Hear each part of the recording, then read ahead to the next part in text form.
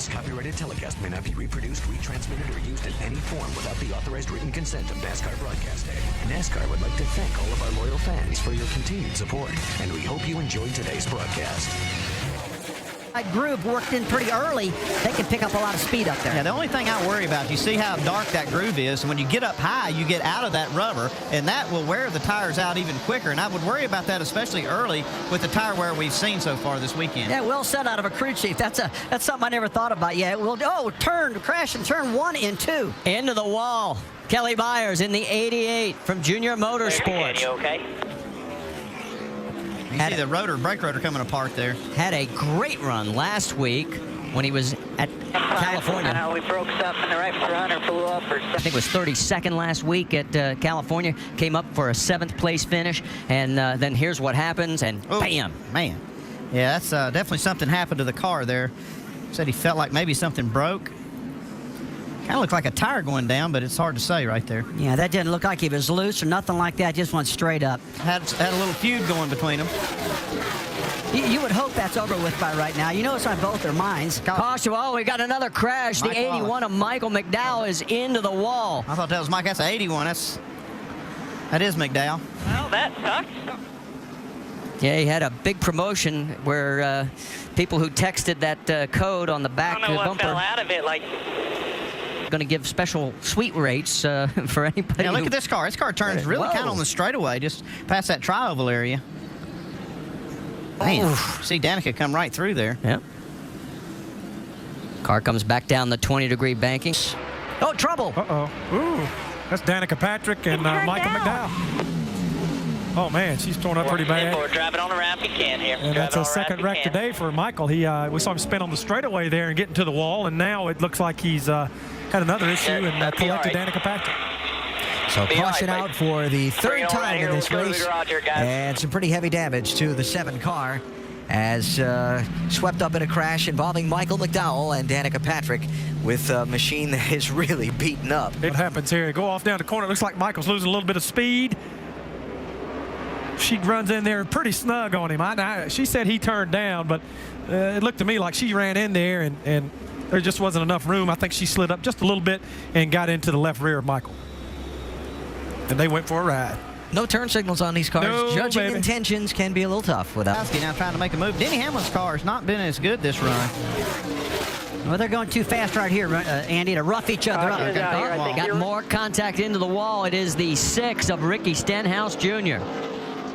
And this is the last thing he's needed because Stenhouse had some problems right side tires on it. Get him earlier this season in our other 2 races.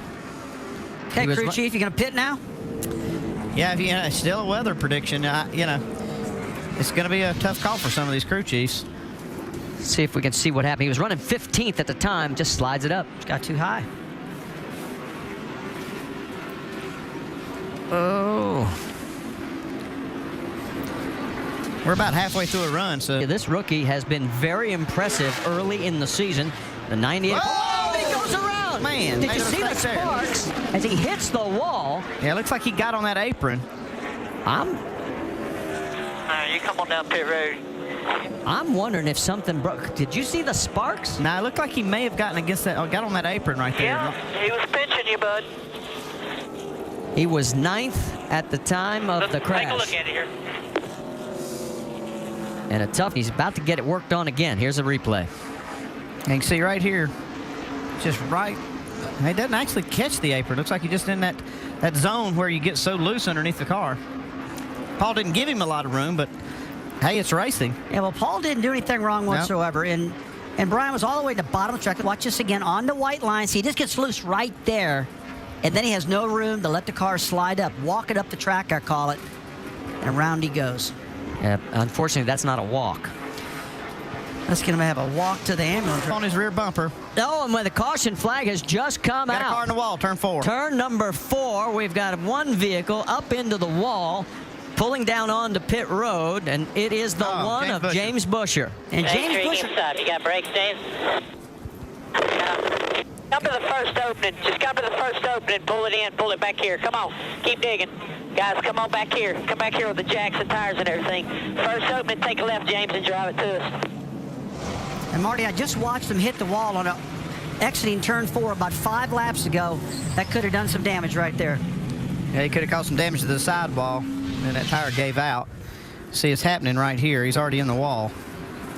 He was running 15th at the time of the crash, and he had 2 excellent runs earlier this year at Daytona and at California, but this one not going to end up the way he wanted. Restart cost him. And Kevin Harvick. Oh, no, we got spin. The 16. Oh, Colin Brown into the wall hard.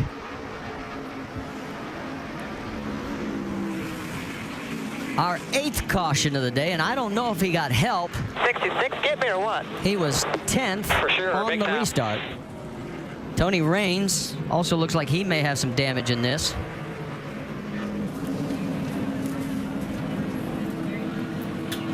There we go. Whoops. Yeah, it looks like Stephen may have gotten into him a little. He definitely got a nudge from Steven. Let's go on board. Inside Paul Menard, we know that's the place that 38 tight to you. It's your door. Easy, easy.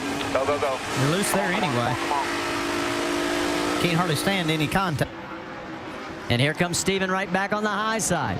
Remember, Steven going for his 5th straight top 10 finish dating back to last year. Yeah, Paul Menard's done a great job this year. Had to buy his way basically into the first race of the year when they didn't get to qualify at Daytona. But he's made the most of it. He's been one of the top cars. Well, and remember, he was a full lap down earlier in this race, but we've seen that before here at Las Vegas. Trevor Bayne and the 12 of Justin Allgaier. That is for 6th. Bayne's got it. Allgaier would like to get it back. Allgaier's tires are finally starting to show their age. Yeah, he got a bad break when that caution came out when he was running down Denny Hamlin, the leader at the time. Looked like he might have a shot at the win if it went green, but it hardly ever goes green those last 40 laps. Well, one thing Allgaier needs to remember, he needs to remember this setup. This was a great setup he's had here at this Las Vegas racetrack. He's been up front all day long, which is 4 laps to go right now. He's still up there in 7th position and looking good. I know he wants to win it, but this is a great performance out of this guy today. It looks like that battle has simmered down a little bit. Let's go back to our race leader. That is Denny Hamlin in 2nd place. There is Kevin Harvick, now 1.7 seconds, and next time by, it'll be 2 laps. This will be, for Chevrolet, their 350th Nationwide Series win if Harvick can hold on. And Harvick's saying right now, don't anybody screw up. I don't need a caution flag. Everybody drives smart. And this pit crew's thinking, please win this thing so you can bail us out. Here's the other thing. Remember, he said, if I'm having fun, I may go for the championship. What do you think? Is he having fun? If he wins this race, he's going to be having a lot of fun. And if he wins a lot of races, I think he'll make that decision to run for the championship. Going around some lap traffic there, and now, next time by, it'll be the white flag lap. His last win in the Nationwide Series was Atlanta last September. White flag, one more time, one more time. 1.5 miles to go for Kevin Harvick. 2 horrendous pit stops, and he has fought his way back and still leads by 1.4 seconds over Denny Hamlin. Amazing job Kevin Harvick's done with his Nationwide team, his truck team. It's just incredible machines he's building. Great talent. As he gets through turns 3 and 4, it'll be his 2nd win here at Las Vegas and the 35th of his career. As he comes across the stripe, Kevin Harvick comes back from near disaster on pit road and takes the win over Denny Hamlin by 1.3 seconds. Carl Edwards 3rd, Brad Keselowski 4th. Gotta work on pit road, but this thing's a bullet. And Brian Vickers 5th. And first thing out of his mouth, let's work on pit road. Yeah, we got to work on it, but I'll tell you, if he hadn't crossed that line first, it'd have been a different conversation. And that was a lot better attitude out of Harvick that time. That's Good great. run for him, boy. Great fast car today. Bailed his pit crew out. A total of 18 cars finish on the lead lap, with Joe Nemechek rounding out that 18th car. And the congratulations going on in the pit crew, as I didn't think we'd get this one in. And let's check in with Dave Burns. This copyrighted telecast may not be reproduced, retransmitted, or used in any form without the authorized written consent of NASCAR Broadcasting. NASCAR would like to thank all of our loyal fans for your continued support, and we hope you enjoyed today's broadcast.